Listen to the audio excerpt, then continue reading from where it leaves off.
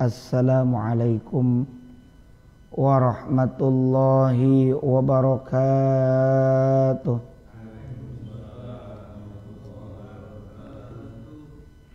Alhamdulillahilladzi hadana lihadza wa ma kunna linahtadiya laula an hadanallah. Asyhadu an la ilaha illallah wahdahu la syarikalah wa asyhadu anna Muhammadan abduhu wa rasuluh la nabiyya ba'dah. Allahumma salli wa sallim wa barik ala sayyidina Muhammad wa ala alihi wa sahbihi ajma'in. Amma ba'du. Rabbi syrah li sadri wa yassir li amri wahlul 'uqdatam min lisani yafqahu qawli. Rabbi zidni ilma warzuqni fahma birahmatika ya arhamar rahimin. Yang kami muliakan para asatidzah, para hujjaj, para sepuh bini sepuh, para bapak jamaah Masjid Al-Fattah Klaster Malabar Ciamas Hills yang mudah-mudahan senantiasa ada dalam rahmat dan ridho Allah Subhanahu wa taala. Pertama-tama mari sama-sama kita memanjatkan ungkapan puji dan syukur kehadirat Allah Azza wa Jalla yang senantiasa menganugerahkan kepada kita segala karunia nikmatnya.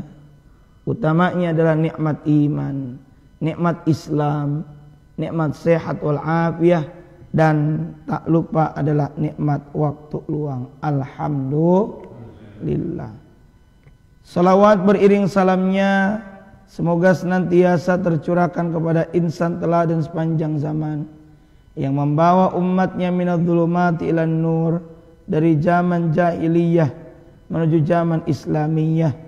Beliau adalah baginda Rasulullah Muhammad sallallahu alaihi wasallam, juga teruntuk keluarga beliau, para sahabat beliau, para tabi'in, tabi'ut tabi'in, atba'ut tabi'in, hingga kita sekalian.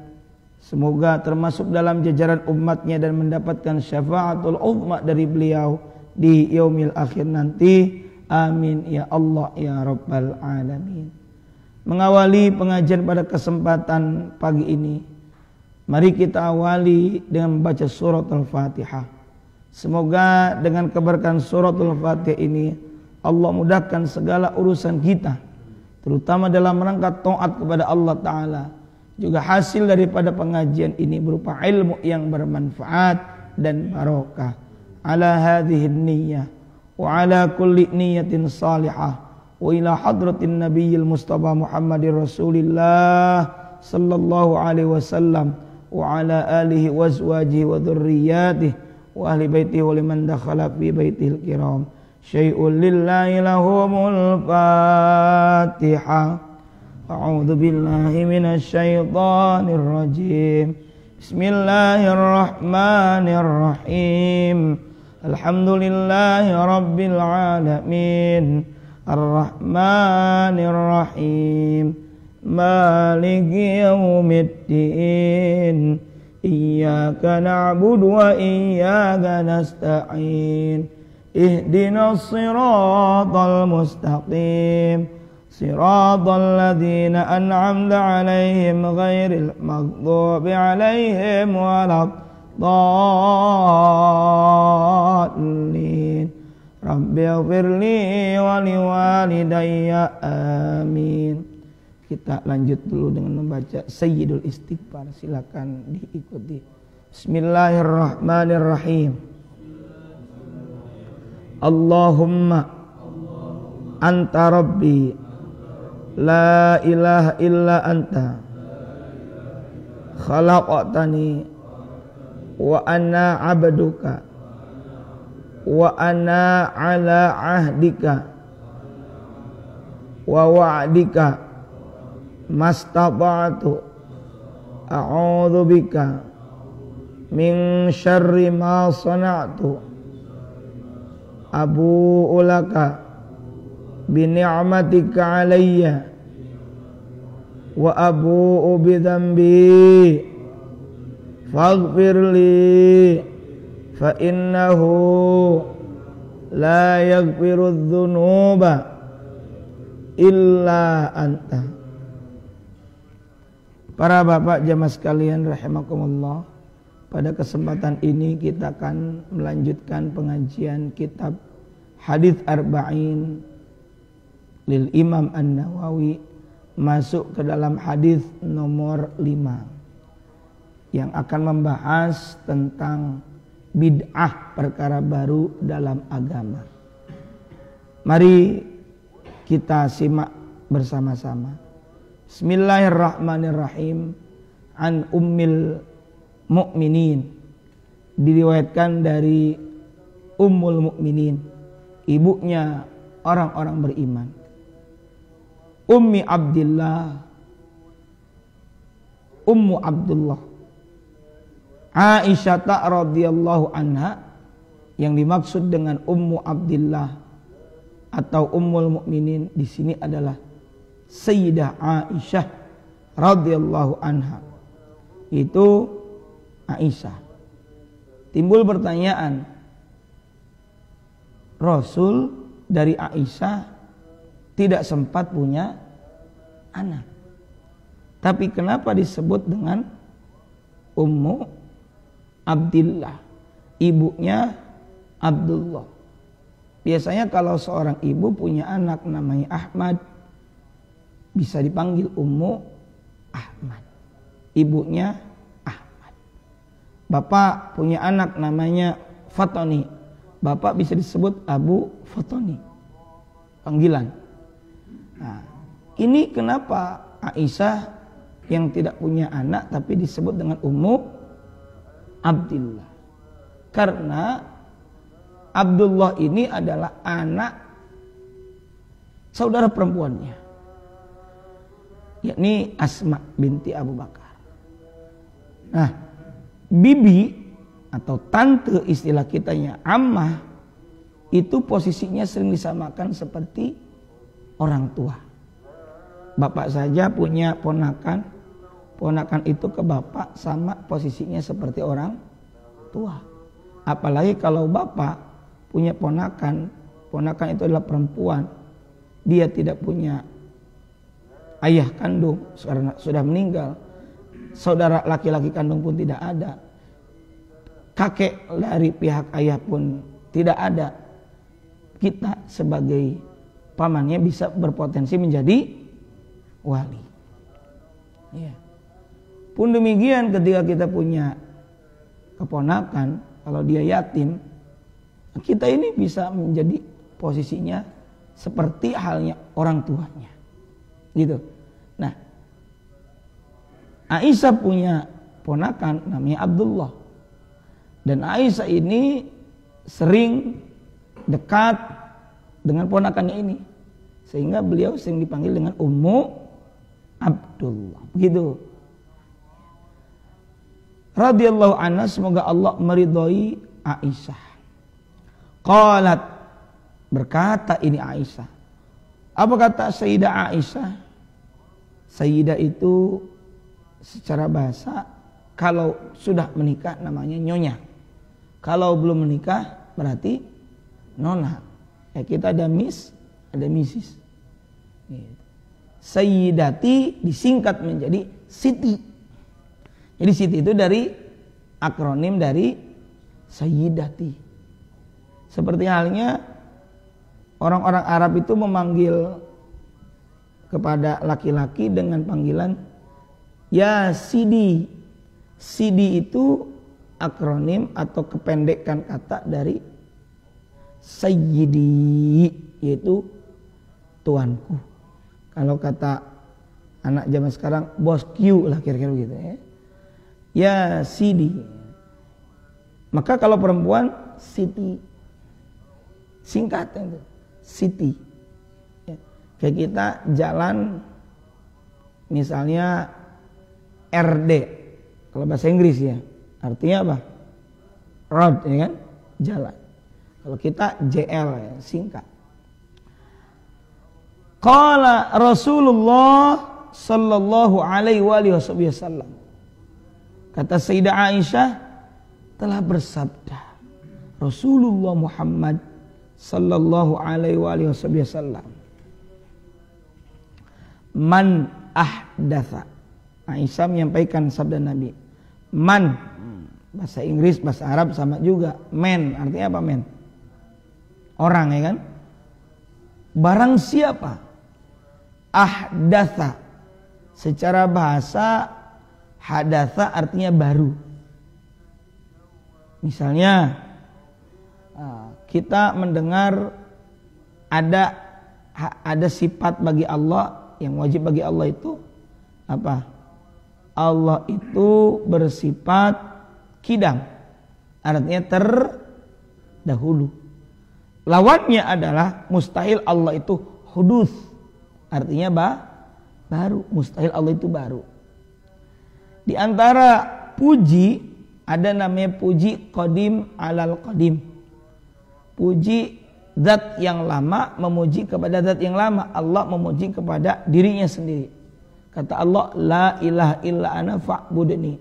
Tidak ada Tuhan kecuali aku, maka sembahlah aku.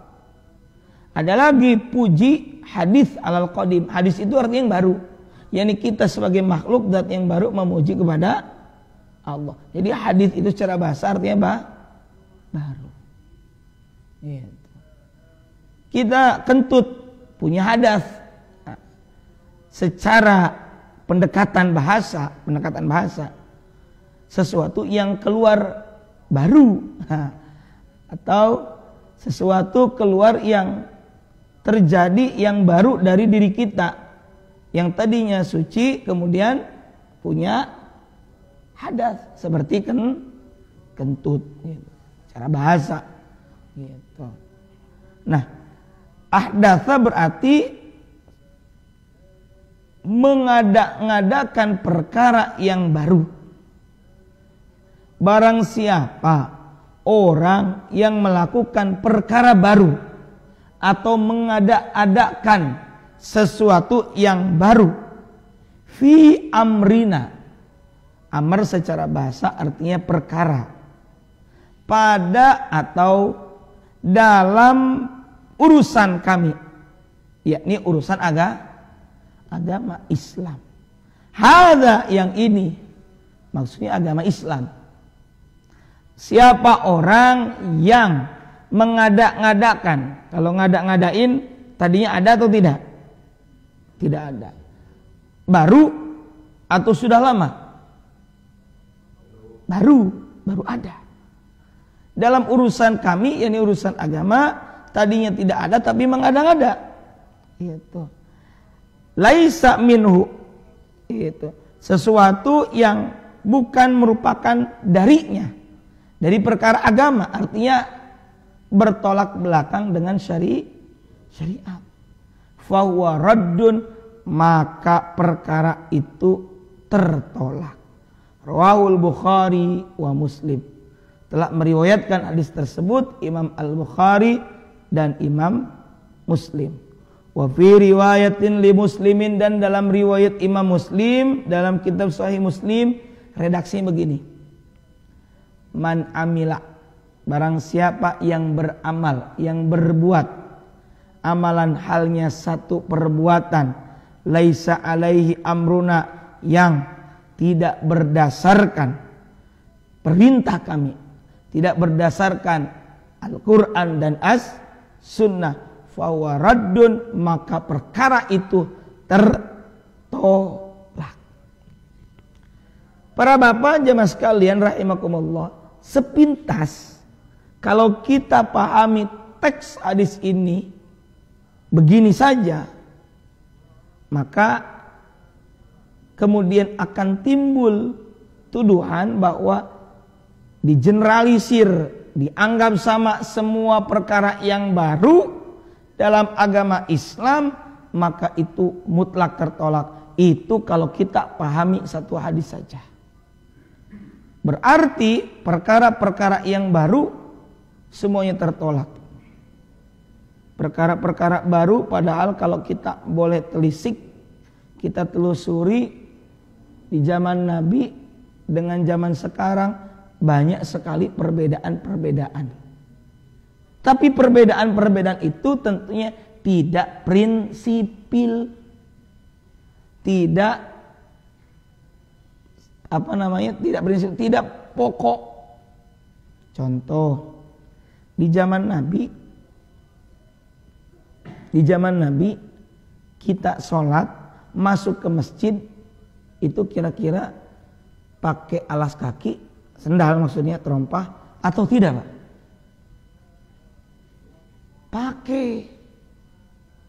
Pakai. Justru tradisi yang membuka alas kaki itu adalah Yahudi dan Nasrani. Jadi kalau misalnya kita mau telusuri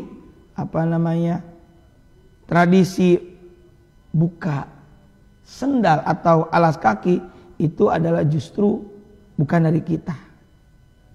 Ya.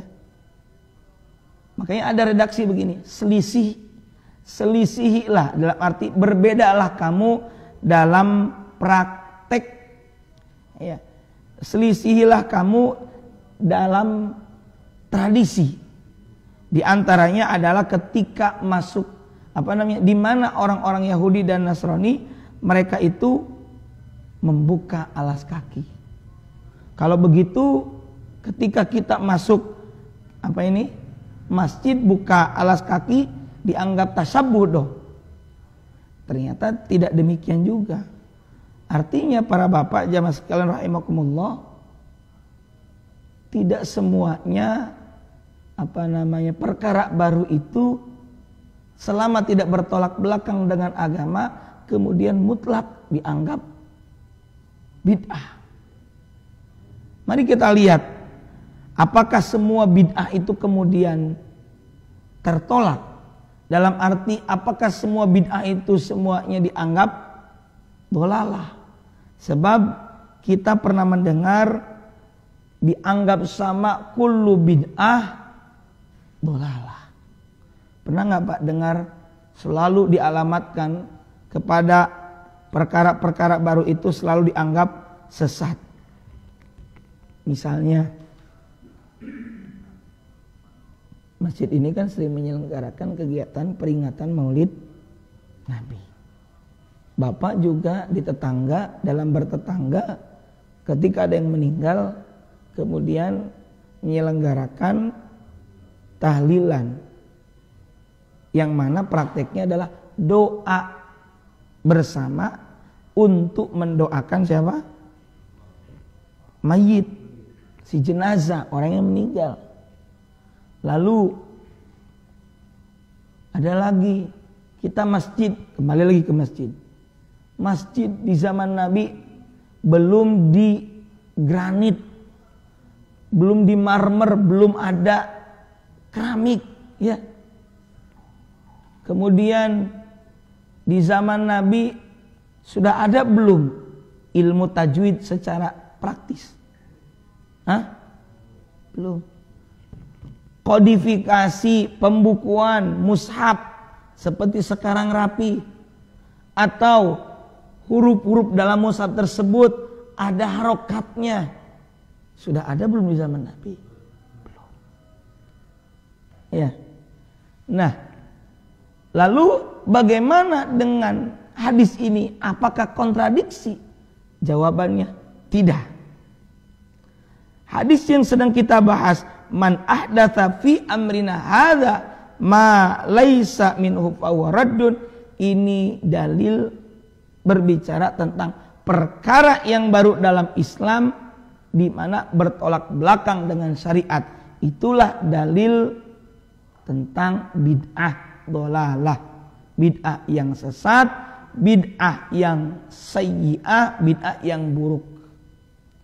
Sebab perkara dalam agama, perkara baru dalam agama itu tidak bisa semuanya dianggap sama sebagai sesuatu yang bid'ah.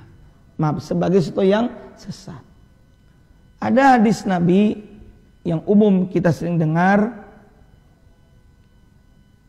apa itu? Fa inna asdaqal hadis. Maka inna sesungguhnya asdaqal hadis. Asdaqo itu siddiq artinya apa? Benar. Hadis ucapan. Sesungguhnya ucapan yang paling benar kitabullah adalah Al-Quran.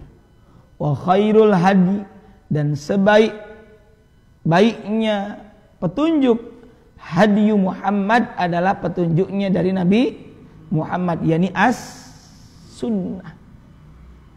Pang benar-benarna ucapan teh Al-Quran gitu. Petunjuk yang paling baik adalah as-sunnah. Lalu kata Nabi, wa syarrul umur, syar itu kan buruk, dan seburuk-buruknya urusan adalah muhdatsatuha, adalah mengubahnya, memperbaruinya. Berarti mengubah Al-Quran, mengubah as-sunnah. Sekarang saya tanya, kita doa bersama mendoakan orang yang meninggal, apakah mengubah Al-Quran dan as-sunnah? Tidak. Ya, kita memperingati Maulid Nabi sebagai ekspresi syukur, memperingati, mengingat, yang kemudian mengekspresikannya dalam bentuk sodakoh. Kita ngirim makanan. Bapak jamaah Al-Fatah ini ikut bareng dengan programnya Masjid Jami As-Sa'adah. Ada apa namanya? Bongsang, bolong tapi nyangsang. Itu kan kearifan lokal. Packagingnya aja tradisional, substansinya sodako. Ekspresi kecintaan kita kepada Nabi, memperingati kelahiran Nabi dengan sodako, berbagi. Karena Nabi ajarkan sodako sebagai bukti bentuk kita cinta Nabi. Ikuti sunnah Nabi, ikuti ajaran Nabi, senang bersodako. Kok cuma di tanggal 12 Rabiul Awal? Itu momentum, kesempatan baik. Selebihnya tiap waktu kita sodako, tiap waktu kita ingat Nabi, tiap waktu kita baca sholawat. Ini bulan Maulid kelahiran Nabi cuma momentum saja, kesempatan gitu Pak. Tidak mengubah syariat kok. Apalagi misalnya salat sunnah tarawih, tidak juga mengubah Al-Quran, tidak juga mengubah sunnah. Maka lanjut tentang fa inna asdaqul hadits kitabullah wa khairul hadi hadi Muhammad wa syarrul umur muhdatsatuha. Mengubah, tidak mengubah. Seburuk-buruknya perkara adalah mengubah Quran, mengubah sunnah. Nih bapak pakai apa ini? Sarung. Nabi pakai sarung enggak? Kita pakai ibadah ini. Konon katanya ini bukan dari agama kita, dari tradisi agama mana?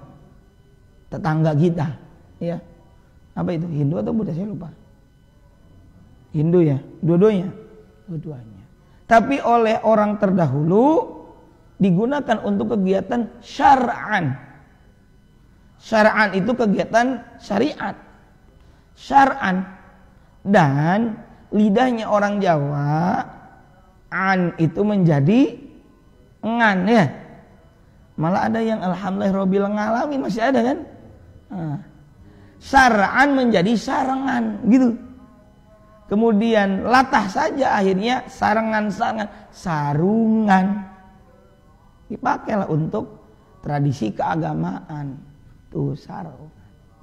Gitu. Bahkan kalau mau bicara budaya yang kemudian terjadi islamisasi budaya, di sini nggak ada. Di masjid-masjid tertentu ada menara. Menara. Dari bahasa Arab manaratun. Isi makan, tempat menyimpan api yang fungsinya itu digunakan oleh orang-orang Majusi dalam menyembah api. Islam datang, bangunannya masih ada, tapi dialih fungsikan Untuk apa? Mengumandangkan azan. Zaman sekarang capek kalau harus ke atas, suara habis.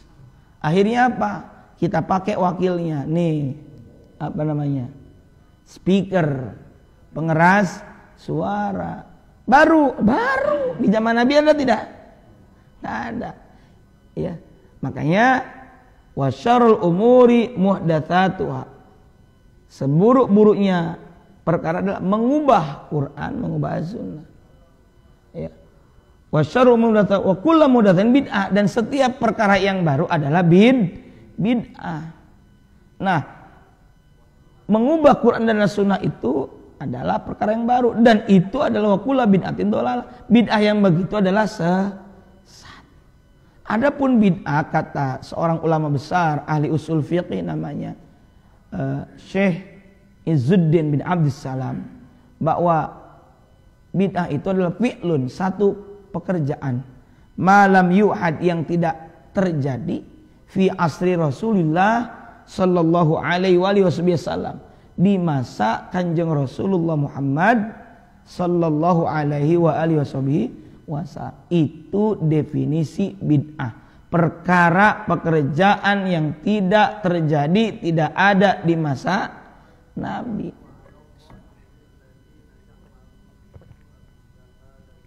Dan bid'ah itu setidaknya terbagi kepada dua perkara. Itulah yang kemudian disebutkan oleh para ulama, diantaranya adalah oleh Imam Asy-Syafi'i, bahwa bid'ah itu terbagi menjadi dua. Ya, mana disebutkan bahwa Al-Imam Ibnu Hajar Al-Asqalani dalam kitab Fathul Bari, ya, atau juga dalam kitab apa itu Al-Baihaqi, Manaqibnya Imam Syafi'i. Imam Syafi'i itu pernah berkata begini: Al-muhdatsatu minal umuri darbani. Perkara yang baru itu ada dua macam. Yang pertama, ahaduma ma, sesuatu uhditsa, yang baru, mimma yukhalifu kitaban, yang mana bertentangan, berbeda, bertolak belakang dengan kitaban Al-Quran, au sunnatan, atau sunnah Nabi, au atharon, atau bertolak belakang dengan atharnya para sahabat, au ijma'an, atau bertolak belakang dengan kesepakatan para ulama. Fahadhil bid'ah ad-dhalalah, maka ini disebut dengan bid'ah dhalalah, bid'ah yang sesat. Dalilnya tadi. Mana dalilnya? Yang kita bahas pada pagi ini. Man ahdatsa fi amrina hadza ma laisa minhu fa huwa raddun. Barang siapa yang mengada-ngadakan perkara yang baru dalam agama, yang bertolak belakang, yang tidak ada dasarnya dengan agama, dengan syariat, maka itu adalah tertolak. Itulah dalil bid'ah dhalalah, atau bid'ah sayyi'ah, atau bid'ah qabihah. Wasani, yang kedua, kata Imam Asy-Syafi'i, ma uhditsa minal khairi, perkara yang baru, minal khairi, berupa kebaikan, la khilafa, yang tidak bertentangan, tidak bertolak belakang, fihi, pada itu perkara, liwahidin, terhadap satu, min hadza, daripada yang ini. Artinya tidak bertolak belakang dengan Al-Quran, tidak bertolak belakang dengan As-Sunnah, tidak bertolak belakang dengan athar sahabat, tidak bertentangan dengan ijma' atau kesepakatan para ulama. Wahadhi, dan ini bid'ah adalah muhdatsatun ghairu mazmumah, perkara yang baru tapi tidak tercela, alias bid'ah hasanah. Dalilnya mana? Dalil tentang bid'ah hasanah, perkara yang baru. Nih, ya, bahwa adanya bid'ah hasanah itu adalah hadis Nabi Muhammad sallallahu alaihi wasallam dalam kitab Sahih Muslim. Nah, riwayat Jabir bin Abdullah. Qala Rasulullah sallallahu alaihi wasallam, telah bersabda Kanjeng Rasulullah Muhammad sallallahu alaihi wasallam, man sanna fil islami sunnatan hasanah, barang siapa yang merintis satu tradisi. Kalau diterjemahkan secara letterlek, barang siapa yang melakukan sunnah baru dalam Islam. Maksudnya, barang siapa yang merintis satu perkara baru dalam Islam, sunnatan hasanatan, dengan satu tradisi yang baik, falahu, maka baginya, bagi orang yang merintis perkara baru dalam agama, perkara yang baru tersebut, perkara yang baik tersebut, maka baginya ajruha, ada ganjarannya. Ya. Misalnya Bapak merintis satu tradisi baru yang bagus di sini. Tradisi Ramadan itu tadarus berjamaah. Yang disebut tadarus itu Pak, di dalam kitab Nihayatuz Zain karya Syekh Muhammad Nawawi bin Umar Al-Bantani, kalau ada 5 orang, 1 orang baca, 4 orang menyimak. Beres nih 1 ain orang pertama, gantian orang kedua, baca ain selanjutnya, yang lain ikut menyimak. Begitu selanjutnya, muter lagi. Itu disebut tadarus. Kenapa? Supaya ketika ada kekeliruan dalam membaca bisa dikoreksi. Kadangkala ini di suara ngaji sendiri dispeakerkan, di publik ya, dipublish keluar. Iya, kalau benar semua. Kadangkala kalau satu waktu ada salah, ya salah lidat, disengaja tidak disengaja, tentunya tidak disengaja, kan malu kalau ada salah. Tapi kalau ada yang menyimak, meskipun dispeakerkan keluar, ada yang nyimak. Kalau kata orang Sunda, aya nu ngaban dungana, ada yang nyimaknya, maka bisa dikoreksi. Tetap kalaupun bareng-bareng, tetap dianggap sama pahalanya. Gitu, bala bagus. Wa idza quri'al Qur'anu fastami'u, simak, dengarkan, dapat rahmat kok. Gitu ya. Nah, misalnya Bapak ini merintis satu agenda baru, satu tradisi, satu program baru yang tidak bertolak belakang dengan agama. Gitu. Yang tidak bertolak belakang dengan ijma ulama, malah bagus. Itu disebut dengan merintis perkara yang baru. Ya. Maka Bapak dapat pahala. Kalau Bapak meninggal atau Bapak pindah dari tempat ini, lalu program itu dilanjutkan oleh pengurus DKM selanjutnya, Bapak tetap dapat royaltinya, dapat pahala terus. Pengurus DKM periode kedua meninggal, dilanjutkan oleh generasi selanjutnya, maka masih tetap dapat pahala. Gitu. Nah, itu dalil bid'ah hasanah. Gitu. Nah, kalau begitu bid'ah itu tidak semuanya sesat, betul. Sebab ada perkara baru yang mana itu tidak diajarkan Nabi, namun hari ini kita ada, tidak bertolak belakang dengan syariat, itu adalah termasuk bid'ah hasanah. Contoh, tadi yang saya sudah sebutkan di awal, membukukan mushaf yang terkenal sekali dengan mushaf Utsmani, yang mana dulu juga boro-boro ada harokat Pak, titik saja belum ada, ya, titik saja belum ada. Lihat saja misalnya, sekarang bisa googling, searching di search engine, misalnya mushaf, misalnya di zaman Nabi, font mushaf di zaman Nabi bagaimana, manuskripnya bagaimana, silakan. Ya, fa dengan qaf saja tidak ada titiknya. Yang membedakan bentuknya. Kalau fa itu kayak orang selonjoran, kalau qaf itu ke bawah, begitu kalau nggak salah. Kita boro-boro baca kayak begitu, nggak pakai harokat saja yang disebut dengan Arab gundul, bingung kita. Masya Allah. Ya. Maka para ulama yang kreatif, yang berkreasi inovasi untuk memudahkan kita memahami Al-Quran, itu adalah langkah yang perlu kita apresiasi, dan itu adalah langkah positif.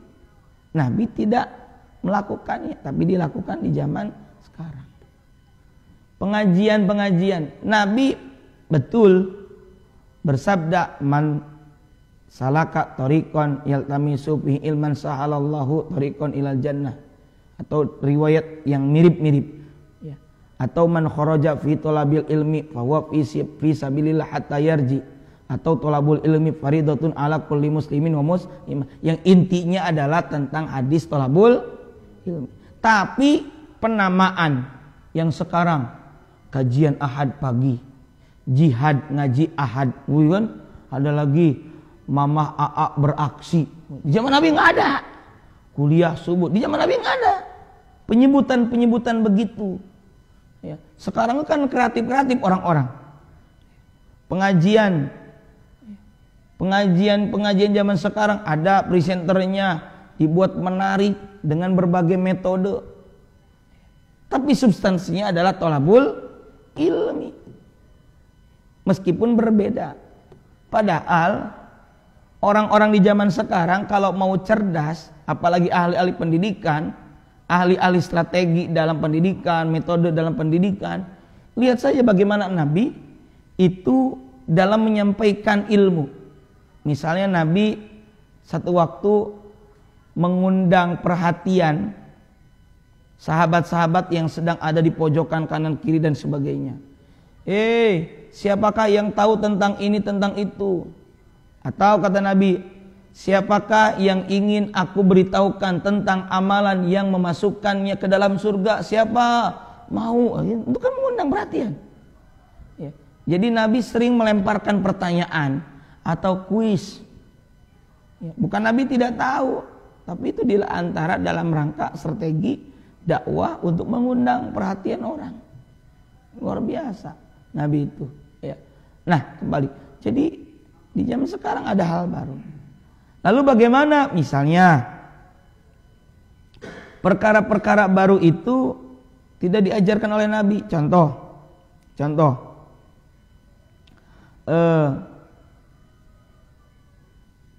kalau kita setelah sami Allahu liman hamidah itu bacaan yang umum apa?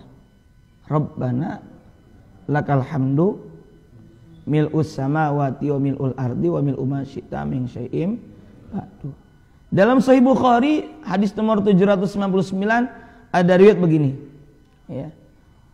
An Sayyidina Rifa'ah ibni Rafi', diriwayatkan dari Sayyidina Rifa'ah bin Rafi' radhiyallahu an, qala, ini Rifa'ah bin Rafi' bilang begini, qala, kunna, kami dulu nusolli pernah sholat waro'an Nabi sallallahu alaihi wasallam, di belakang Kangjeng Nabi. Berarti ini Rifa'ah ini pernah sholat bersama Nabi.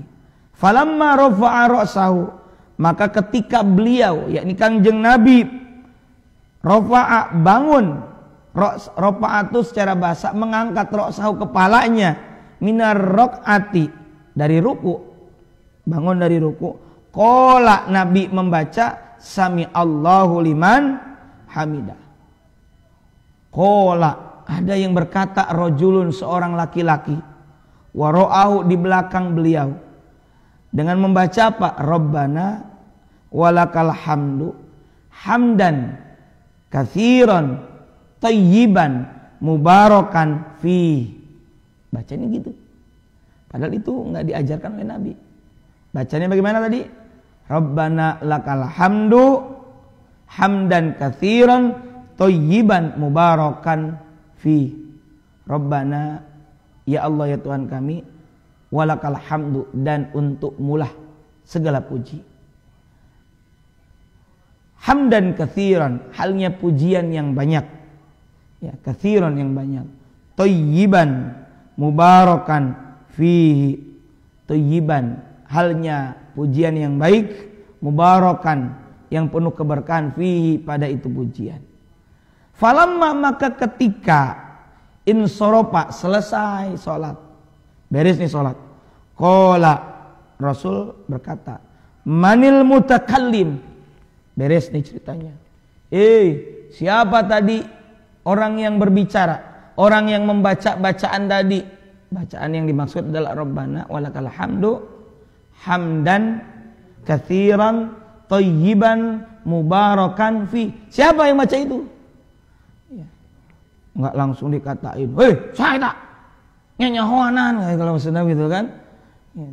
Lalu orang yang membaca itu berkata, qala ana, saya ya Rasul.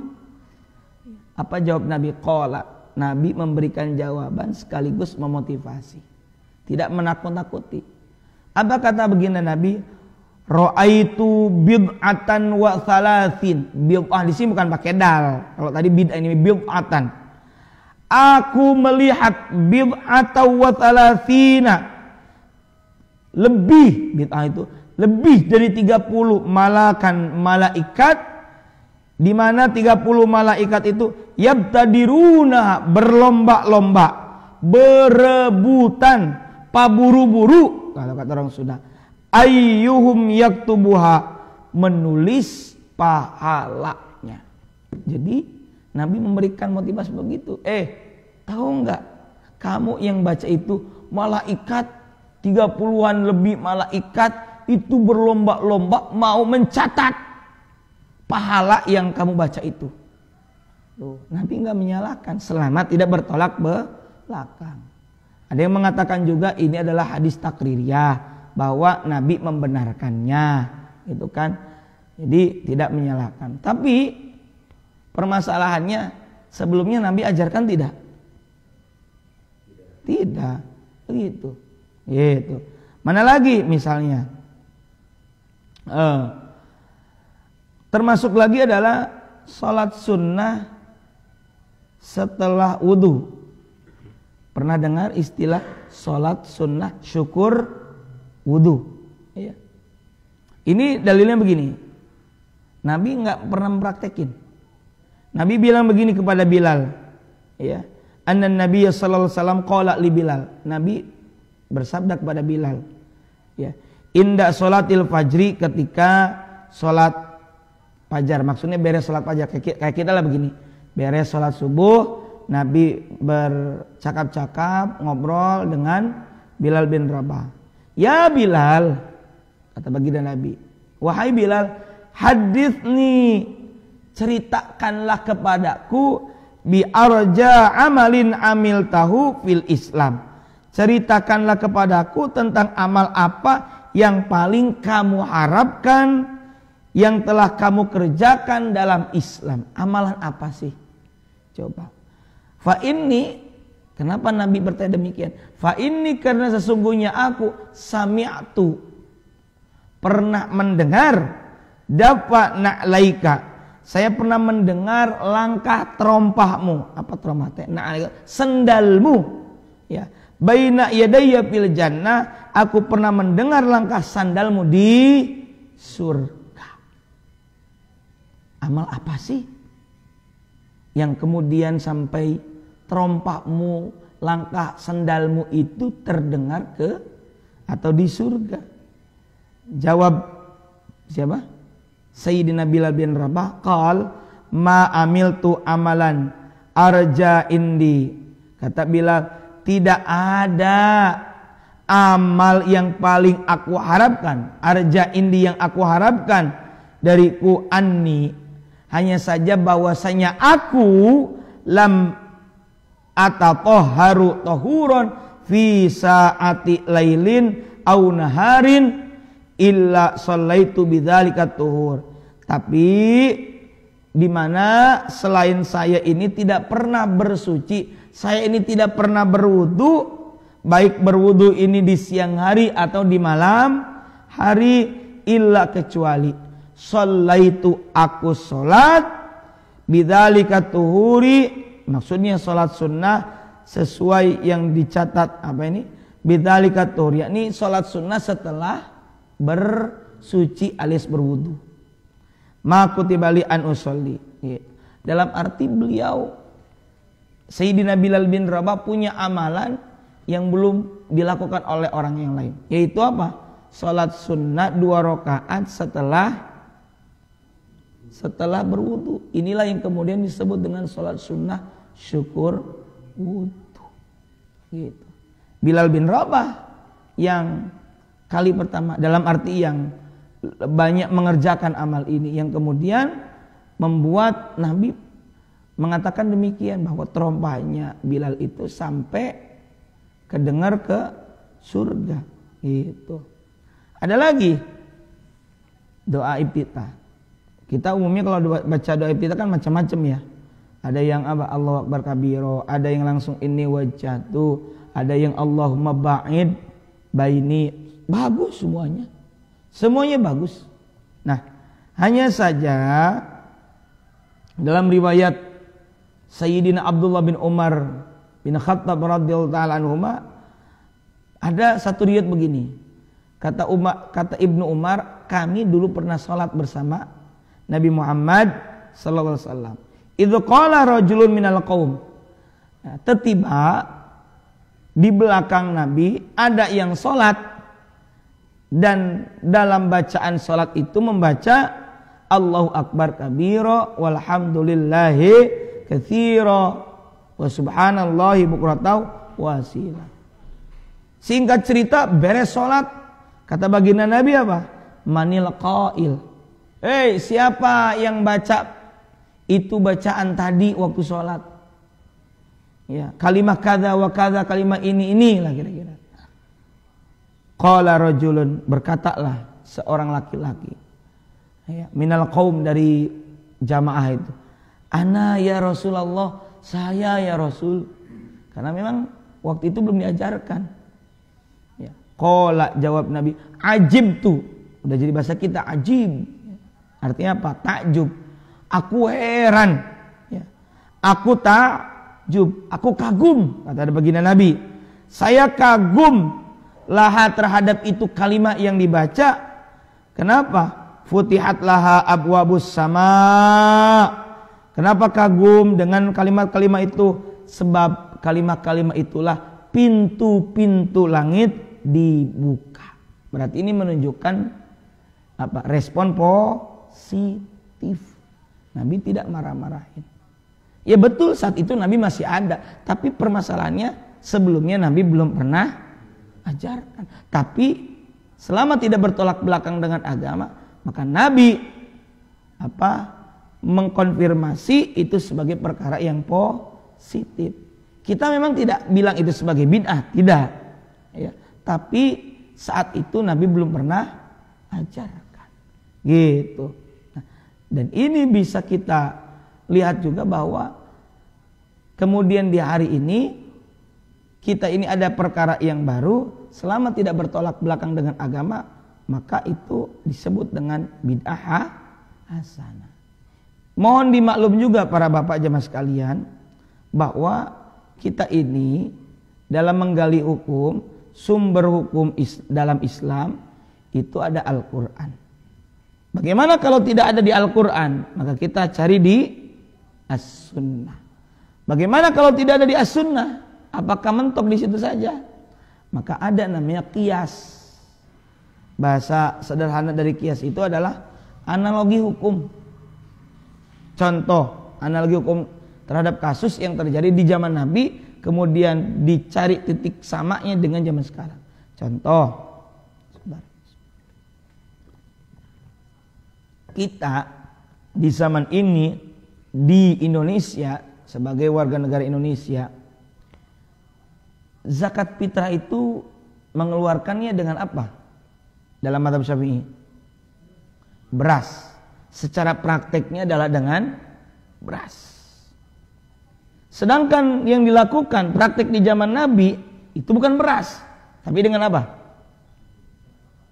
Gandum diantaranya, apalagi? Kurma.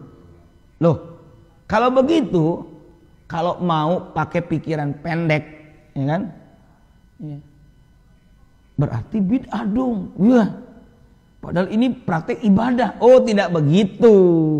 Ini namanya qiyas.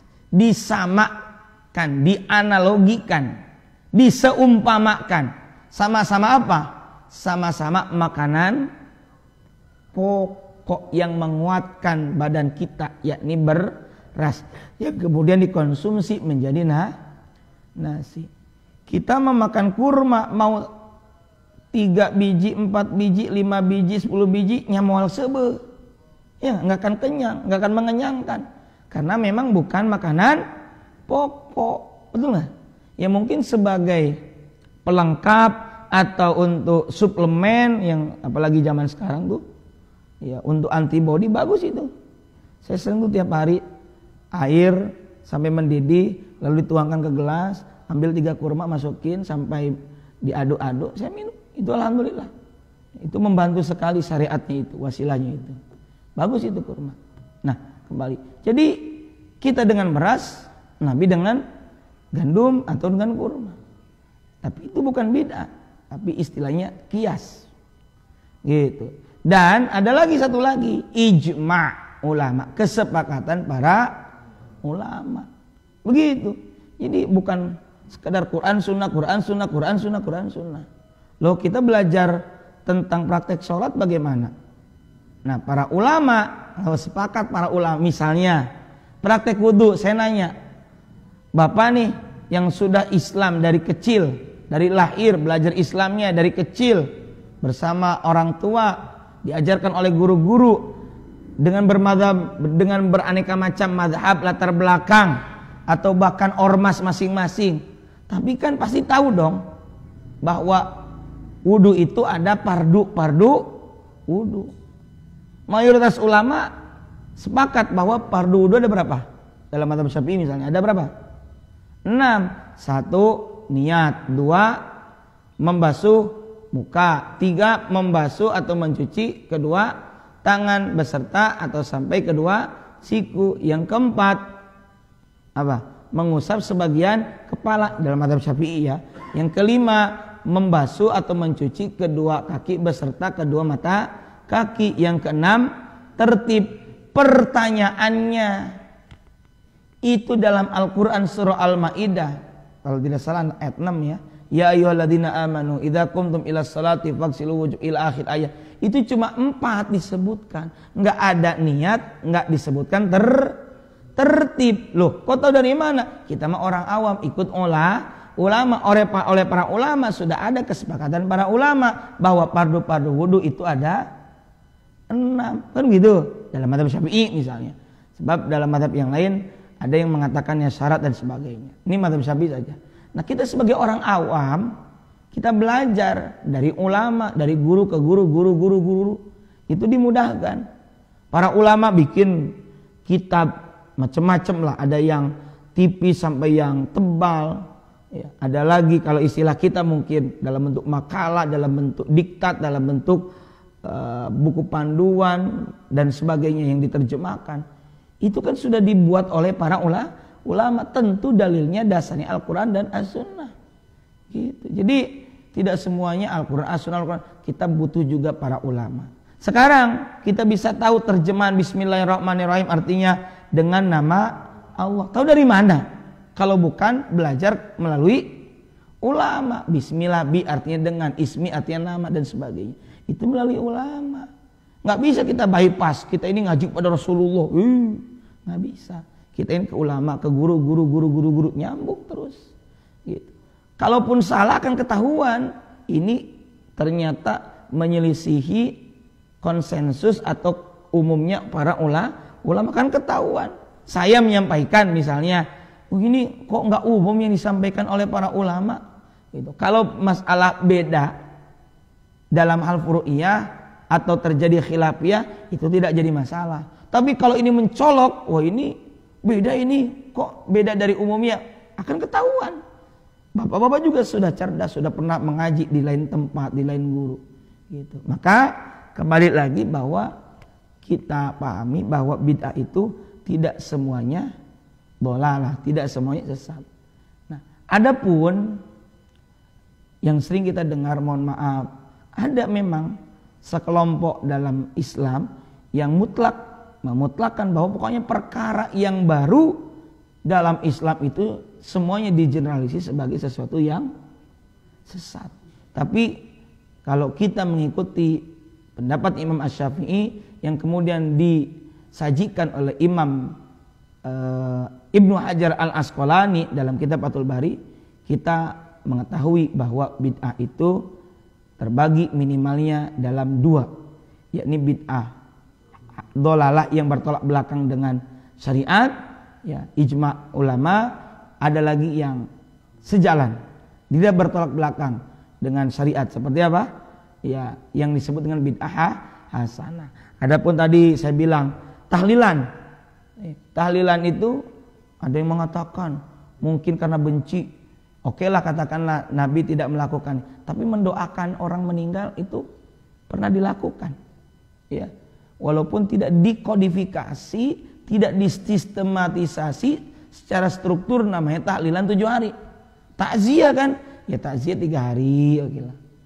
Tapi terlalu berlebihan kalau ada orang yang mengatakan tradisi tahlilan itu 7 harian itu dari tradisi agama lain, seperti mohon maaf Hindu.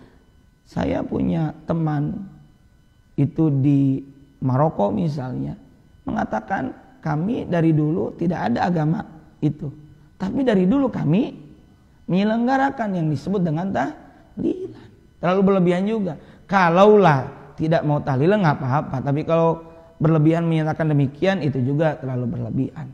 Ya, mau silakan, tidak juga tidak apa-apa.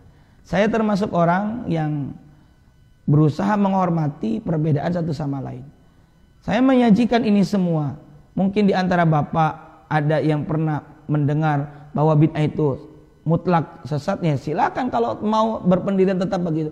Tapi kami sajikan secara ilmiah yang kita peroleh dari para guru-guru kita, di antaranya sampai kepada Imam Asy-Syafi'i. Beliau menyampaikan sampai istilahnya membagi dua itu tentu berdasarkan dalil. Nabi tidak membagi demikian. Nabi hanya menyampaikan A dan B. Sama seperti guru besar. Guru besar itu membagi, misalnya masyarakat itu terbagi menjadi ada masyarakat begini, masyarakat begini, masyarakat begini. Padahal dulu mah nggak ada pembagian begitu. Itu hasil daripada observasi orang tersebut, hasil dari riset orang tersebut. Sama kayak Imam Asy-Syafi'i, beliau mengkaji hadis Al-Quran. Oh, akhirnya timbullah kesimpulan bahwa perkara yang baru dalam agama itu ada dua. Gitu. Kalau bertolak belakang dengan syariat, contohnya apa? Sholat subuh 5 rakaat, itu baru sesat. Ya. Orang saking semangatnya, harusnya subuh mah semangat dong. Saking semangatnya bodoh, ya dia sholat subuh 5 rakaat. Ini baru bid'ah, dolalah itu. Karena bertolak belakang dengan Al-Quran dan As-Sunnah. Begitu. Nah, adapun yang kita praktekkan itu sebenarnya oleh para ulama dicarikan dalilnya. Zikir berjamaah, doa berjamaah, ada dalil-dalilnya, gitu ya.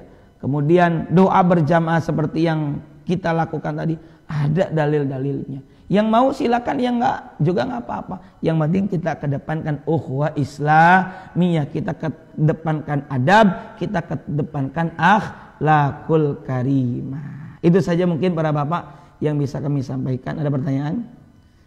Kalau tidak nanti bisa. Oh, mangga.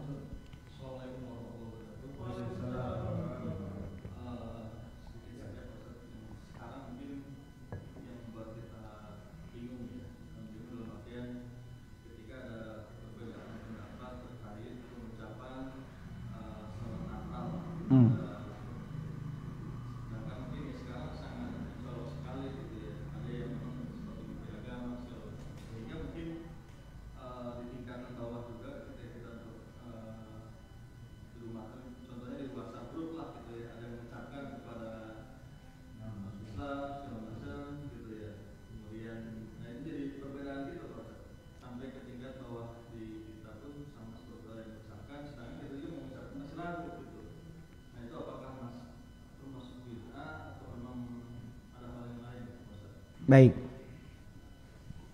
tentang mengucapkan selamat kepada pemeluk agama lain dalam rangka ibadah, ya, atau hari rayanya. Hemat saya pertanyaannya, kalau kita tidak punya teman, kolega yang berbeda agama, ya nggak perlu ngucapin, apa susahnya sih? Satu.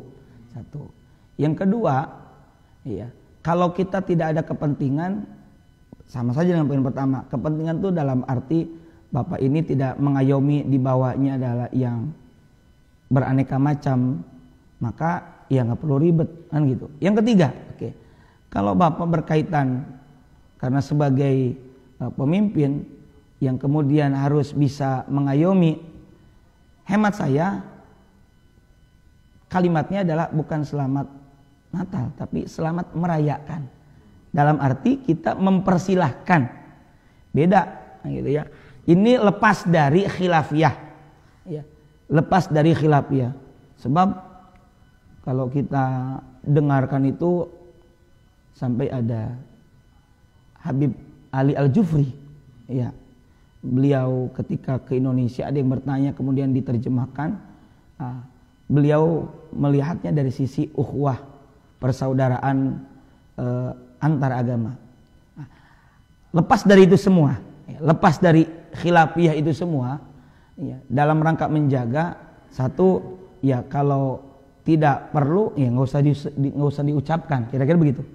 Nah, ataupun kalau misalnya kita ini bapak menjadi gubernur, menjadi wali kota, kalau mau mengucapkan pun cukup mengucapkan selamat merayakan hari agamanya masing-masing. Kalau begitu kira-kira pengaruh nggak kepada akidah kita? Selamat merayakan artinya kita mempersilahkan sahabat-sahabat kita, teman-teman kita untuk merayakan, gitu. Kira-kira dapat dipahami ya, kira-kira begitu. Gitu saja. Simpelnya seperti itu. Saya tidak ingin masuk ke dalam ranah debatable masalah itu karena tidak akan selesai-selesai. Gitu. Tidak akan selesai-selesai.